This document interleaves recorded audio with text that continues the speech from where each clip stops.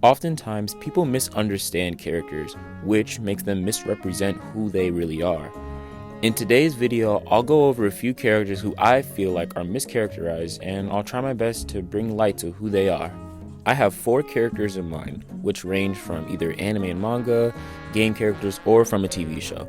With all this out the way, I hope you enjoy, and let's move on to our first character.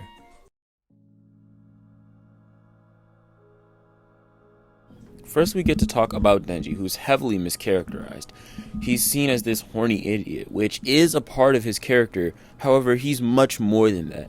Since he was introduced, it was clear that he was in poverty, having to do odd jobs and sell parts of his body for money. At that time, his dreams were to eat good food, have friends, and most importantly, to be loved by someone. Since other main characters start out with these things, his dreams come across as shallow to some people. However, Denji wanting these things, these dreams that he has, it's in character for him because he's never really experienced it.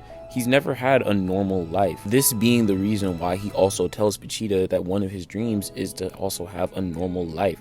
So when he finally achieves this goal of having a quote-unquote normal life with power and Aki, it's almost as if he has this normal family sort of dynamic going on with them. And it fits his character so well because this is what he needs. This is what he's been wanting. One of the many things he's been wanting. He wants to be with people. He wants to be accepted.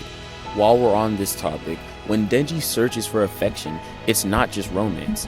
It can also mean validation, connection, and a sense of belonging, which he can get with this newfound of people, which is why when it's taken away from him, he feels hurt, he feels pain yet again because his family, his found family, was taken away from him. However, when people see him, it's easier to just brush him off as this horny and dumb character than actually taking time to understand his trauma and the emotional neglect he faces during this whole story of Chainsaw Man.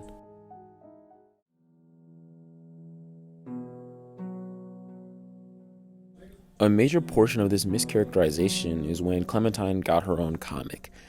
Though it mainly is mischaracterization on the writer's part more than the fans, but it's still mischaracterization nonetheless. Speaking of the comic, however, it completely butchered her character and what Telltale did for her character over the course of the 4 games. In the comics, it said she's unhappy and wants to find herself, although in the finale of the 4th game, she's shown to be extremely happy with the group of people she's surrounded herself with. Another thing is, in the comic, she finds a whole new love interest, which completely disregards all the work you did during Season 4, whether you wanted to get with Lewis, Violet, or even none of them. What also doesn't help the writer's case at all is how this new love interest really looks like the writer of this game, which is a little weird to be shipping a self-insert character with a child. Yeah, it's kind of weird, man. And the major thing that ticks me off about this comic is she says she's pissed off at Lee when she was kidnapped and she wanted him to be there faster. Like, that is so out of character for her, and I hate the writer so much. Lee is her first protector throughout the entire game, and it's clear she loves him and misses him, as it shows in the games. Hell, even when she imagines him on the train, she gets emotional seeing this version of Lee. To top all of this off, she leaves AJ. She would never leave him, especially after traveling miles to retrieve him in Season 3. This is not the same Clementine, and as this one image says, there is no Clementine comics. Overall, it just feels like with this comic, everything that has happened in the games just gets thrown out the window, meaning all the people who died to get Clementine and AJ to where they are right now basically meant nothing to the writers when they wrote this. They just kind of wrote it to be just this weird sort of fan fiction between the writer and Clementine, which it just horribly portrays Clementine's character.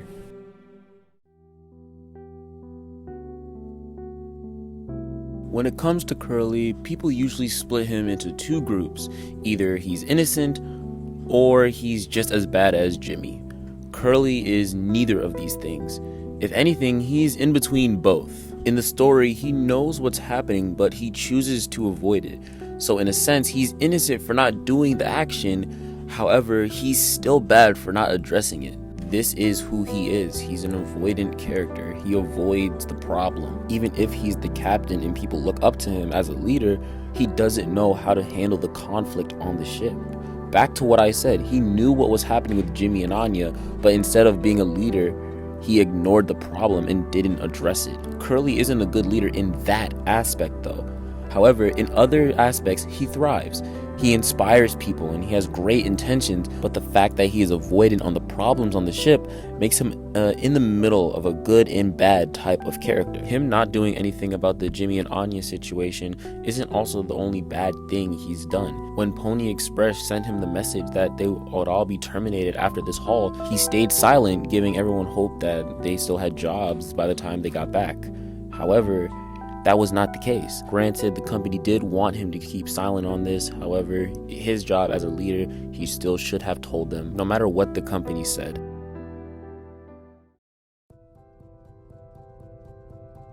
Just like Curly, Myung-gi, or better known as Player 333, falls into two categories.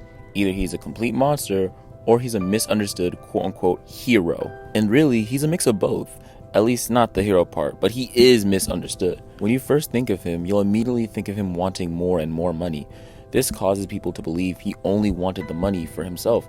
However, people fail to realize that he wanted to have a life with Jun-hee. Now, was he in the wrong for ghosting her after his little Bitcoin scheme?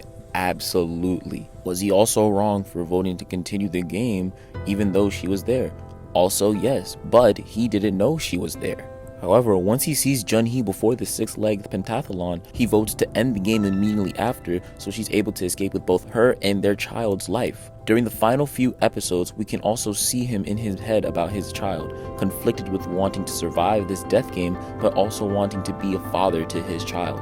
Myung-gi is a character who tells himself what he's doing is right, even though it's bad to us. Consider his actions in hide and seek.